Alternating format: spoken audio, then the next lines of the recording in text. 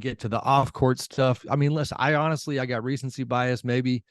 Like, can you think of another playoff instance where a somewhat prominent player talked this level of mess and then failed so miserably to back it up? And then on top of that, compounded the optics by doing a couple things. First of all, consecutive games, not doing media. And I'm going to hesitate to go too far down that road because the fans don't care that much. They do a little bit, but that does matter when you talk, and they're being accused of being front runners by their fellow players, not by the media. We just did a player poll and all kinds of players referred to them as front runners.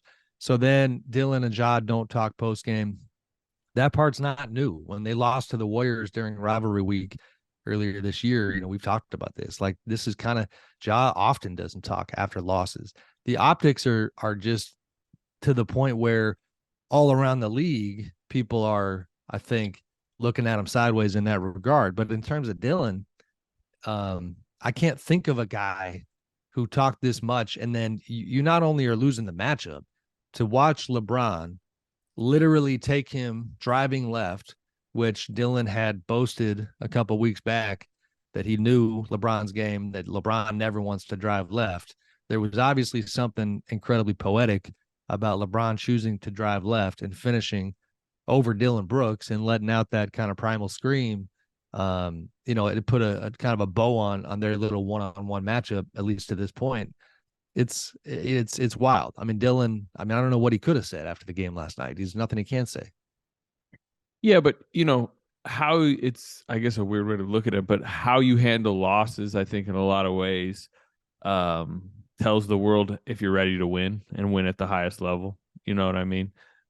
Just like the maturity with which you handle a defeat,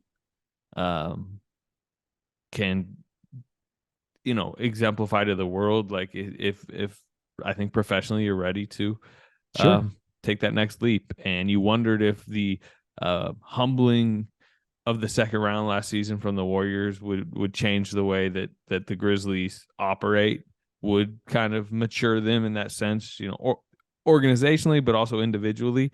But we've talked all season how we didn't really think it did. Now they still got the second seed. They still are obviously extremely talented. They, if LeBron just misses that floater last night, which he easily could have, it's 2-2 going back to Memphis, and you probably favor the Grizzlies. So, sure, they could still win this series also. But I think we continue to see that they just don't appear ready for the brightest of lights.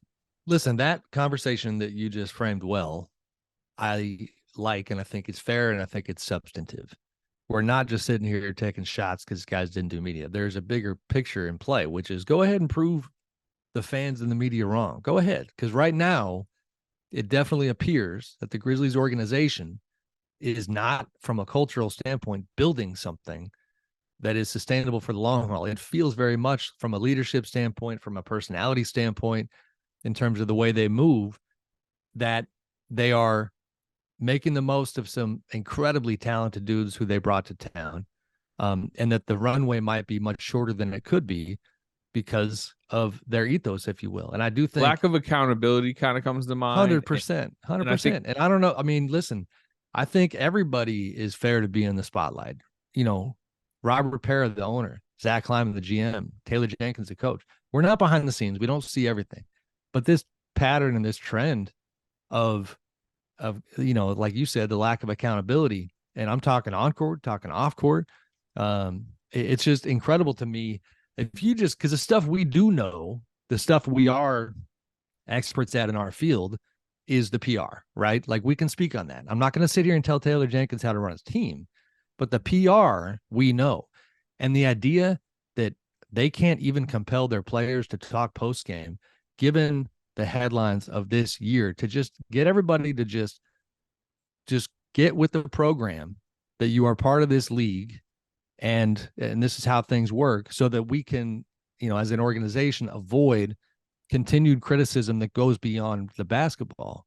That is the part that confuses me, because the people I know who are the highest level in PR in their fields in sports media or in sports PR, like, those are the types of things they focus on. Like, hey, coach, hey, GM, I'm not getting into your lane. but there's a few things you could tweak here and there to help with the headlines, help with the optics, help with the conversation. Because the conversation after that game should be pretty simple. It should be LeBron was great. Lakers got some help from D'Angelo Russell.